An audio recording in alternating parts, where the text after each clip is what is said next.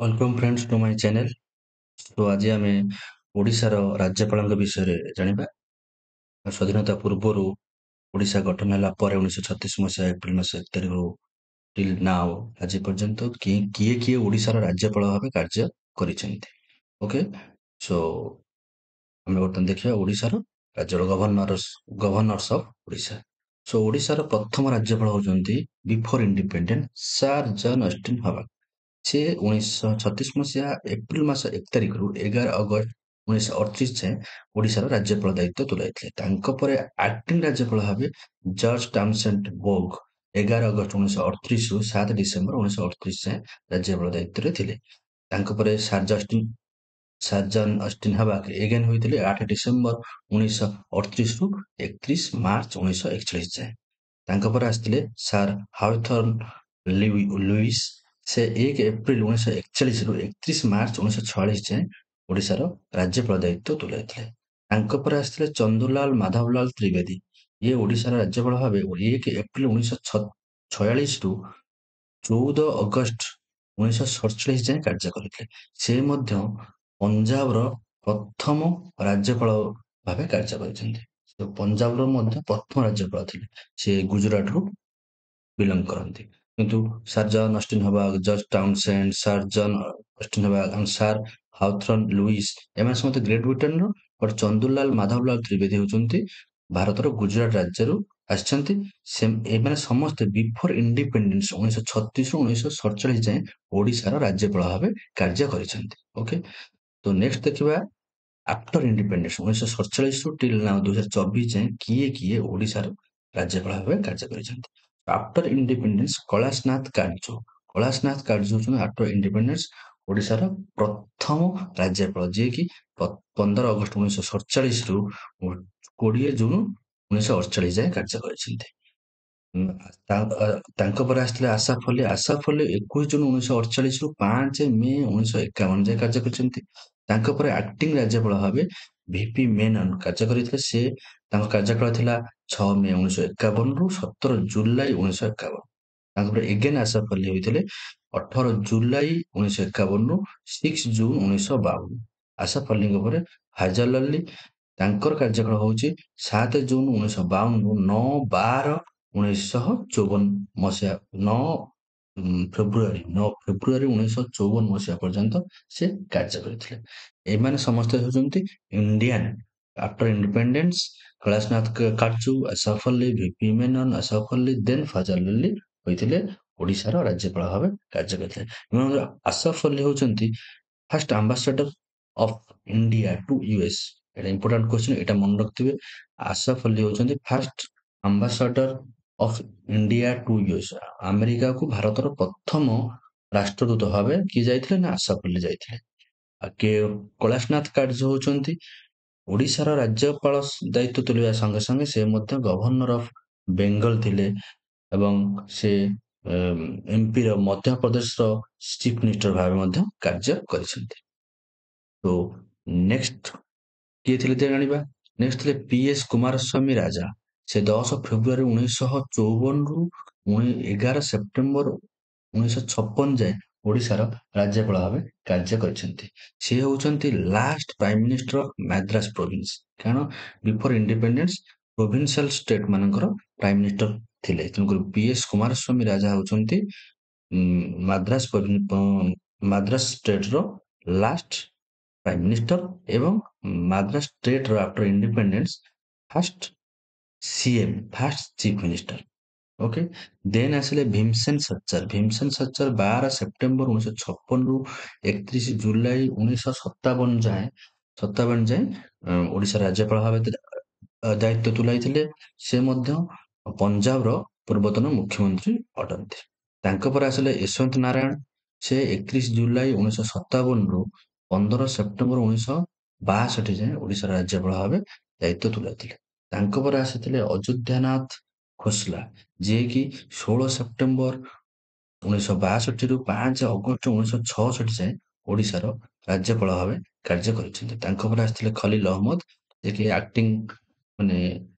Acting governor ଭାବେ କାର୍ଯ୍ୟ କରୁଥିଲେ। ସେ 5 ଅଗଷ୍ଟ 1966ରୁ 11 ସେପ୍ଟେମ୍ବର 1966 ଯାଏଁ କାର୍ଯ୍ୟ କରିଛନ୍ତି। ଓକେ। ନେକ୍ସଟ ଆସିଥିଲେ ଅଯୋଧ୍ୟାନାଥ ଖୋସଲା ବାର ସେପ୍ଟେମ୍ବର 1966 ରୁ 30 ଜାନୁଆରୀ 1968। ଦେନ୍ SS ଆନସାରୀ 31 ଜାନୁଆରୀ 1968 ରୁ 20 ସେପ୍ଟେମ୍ବର 1971 ଯାଏଁ ଓଡ଼ିଶା ରାଜ୍ୟପାଳ ଭାବେ କାର୍ଯ୍ୟ କରିଛନ୍ତି। ଦେନ୍ ସର୍ଦ୍ଦାର ଯୋଗେନ୍ଦର ସିଂ 20 ସେପ୍ଟେମ୍ବର 1971 ରୁ 30 ଜୁନ୍ 1972। ଦେନ୍ ଓଡ଼ିଶାର ପୂର୍ବତନ ମୁଖ୍ୟ ବିଚାରପତି ଓଡ଼ିଶା ହାଇକୋର୍ଟର ଗତିକୃଷ୍ଣ ମିଶ୍ର ସେ ଆକ୍ଟିଂ ରାଜ୍ୟପାଳ ଭାବେ 1 ଜୁଲାଇ 1972 ରୁ 8 ନଭେମ୍ବର 1972 ଯାଏଁ କାର୍ଯ୍ୟ କରିଛନ୍ତି। ଦେନ୍ ଆସିଥିଲେ B.D. ଜତି, ଯିଏକି 8 ନଭେମ୍ବର 1972 ରୁ 20 ଅଗଷ୍ଟ 1974 ଯାଏଁ ଓଡ଼ିଶାର ରାଜ୍ୟପାଳ ଭାବେ କାର୍ଯ୍ୟ କରିଛନ୍ତି। ସେ B.D. ଜତି ଥିଲେ 5th vice president of India and also Hi served the chief minister of Karnataka. ସେ କର୍ଣ୍ଣାଟକର ମଧ୍ୟ ଚିଫ୍ ମିନିଷ୍ଟର ଥିଲେ। ନେକ୍ସଟ ଆସିଥିଲେ ଗତିକୃଷ୍ଣ ମିଶ୍ର। ଏଗେନ୍ ହୋଇଥିଲେ ଗତିକୃଷ୍ଣ ମିଶ୍ର 21 ଅଗଷ୍ଟ 1974 ରୁ 25 ଅକ୍ଟୋବର 1974। ଦେନ୍ ଆକବର ଅଲ୍ଲୀ ଖାଁ ଓଡ଼ିଶାର ରାଜ୍ୟପାଳ ଭାବେ 25 ଅକ୍ଟୋବର 1974 ରୁ 17 ଏପ୍ରିଲ 1976 ଯାଏଁ କାର୍ଯ୍ୟ କରିଥିଲେ। ଦେନ୍ ଶିବନାରାୟଣ ଶଙ୍କର 17 ଏପ୍ରିଲ 1976 ରୁ 7 ଫେବୃଆରୀ 1977 ଯାଏଁ ଆକ୍ଟିଂ ରାଜ୍ୟପାଳ ଭାବେ ଓଡ଼ିଶାରେ କାର୍ଯ୍ୟ କରିଥିଲେ। ଦେନ୍ ହର୍ଷରଣ ସିଂ ସେ 7 ଫେବୃଆରୀ 1977 ରୁ 22 ସେପ୍ଟେମ୍ବର 1977 ଯାଏଁ ଓଡ଼ିଶାର ରାଜ୍ୟପାଳ ଭାବେ କାର୍ଯ୍ୟ କରିଥିଲେ। ସେ ମଧ୍ୟ ପଞ୍ଜାବ ପ୍ରଦେଶର ପୂର୍ବତନ ମୁଖ୍ୟମନ୍ତ୍ରୀ ଭାବେ କାର୍ଯ୍ୟ କରିଛନ୍ତି। ଦେନ୍ B.D. ଶର୍ମା 23 ସେପ୍ଟେମ୍ବର 1977 ରୁ 30 ଏପ୍ରିଲ 1980 ଯାଏଁ ଓଡ଼ିଶାର ରାଜ୍ୟପାଳ ଭାବେ କାର୍ଯ୍ୟ କରିଛନ୍ତି। ସେ ହେଉଛନ୍ତି ହରିୟାଣାର first CM of Haryana state and also he worked as the governor of MP। ମଧ୍ୟପ୍ରଦେଶର ପୂର୍ବତନ ରାଜ୍ୟପାଳ ଭାବେ କାର୍ଯ୍ୟ କରିଥିଲେ ଏବଂ ହରିୟାଣାର ପ୍ରଥମ ମୁଖ୍ୟମନ୍ତ୍ରୀ ଦାୟିତ୍ୱ ଭାବେ କାର୍ଯ୍ୟ କରିଥିଲେ ଭଗବତ ଦୟାଲ ଶର୍ମା। ଓକେ। ତ ନେକ୍ସଟ ଆସିବେ CM ପୁନର୍ଜା, ଯିଏକି 30 ଏପ୍ରିଲ 1980 ରୁ 30 ସେପ୍ଟେମ୍ବର 1980 ଯାଏଁ ଓଡ଼ିଶାର ରାଜ୍ୟପାଳ ଭାବେ କାର୍ଯ୍ୟ କରିଛନ୍ତି। ତାଙ୍କ ପରେ SK ରାୟ ଆକ୍ଟିଂ ରାଜ୍ୟପାଳ ଭାବେ 1 ଅକ୍ଟୋବର 1980 ରୁ 3 ନଭେମ୍ବର 1980 ଯାଏଁ କାର୍ଯ୍ୟ କରିଛନ୍ତି। ଦେନ୍ ଏଗେନ୍ CM ପୁନର୍ଜା 4 ନଭେମ୍ବର 1980 ରୁ 24 ଜୁନ 1982 ଯାଏଁ ଓଡ଼ିଶାର ରାଜ୍ୟପାଳ ଭାବେ କାର୍ଯ୍ୟ କରିଥିଲେ।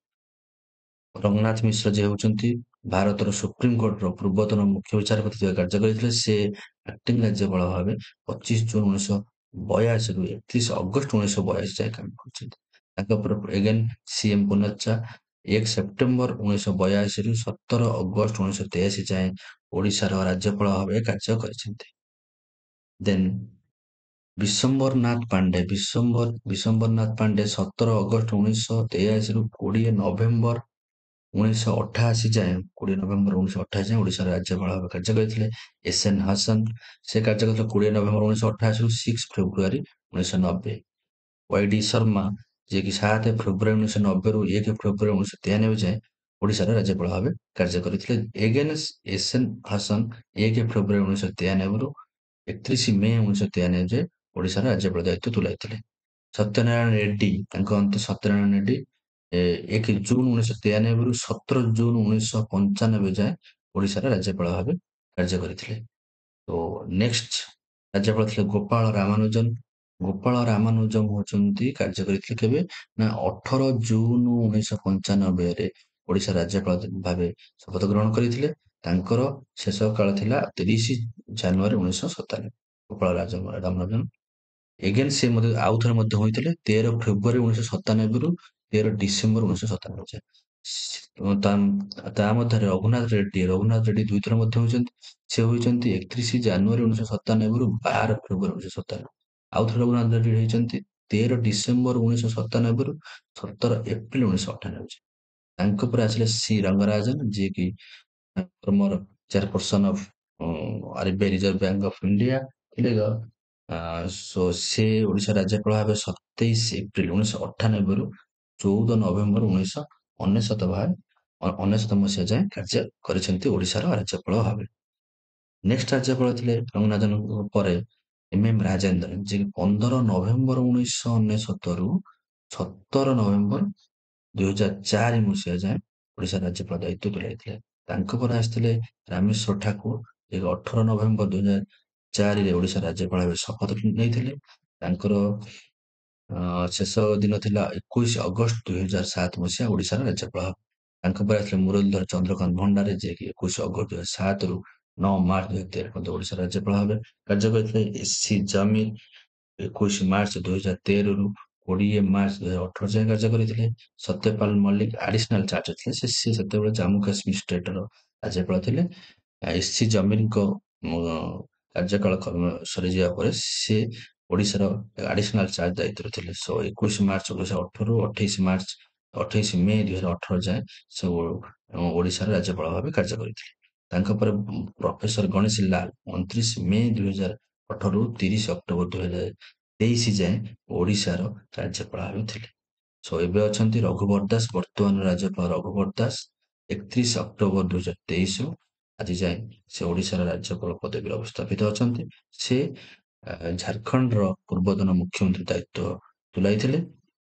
ତ ଆଜିର ଟପିକ୍ ଥିଲା ଗଭର୍ଣ୍ଣର୍ସ ଅଫ୍ ଓଡ଼ିଶା, ଓଡ଼ିଶାର ରାଜ୍ୟପାଳ। From 1936 to till now, these are the names of our governors of Odisha. ଆଶା ଏଇ ଟପିକଟି ଭଲ ଲାଗିଥିବ। Thank you.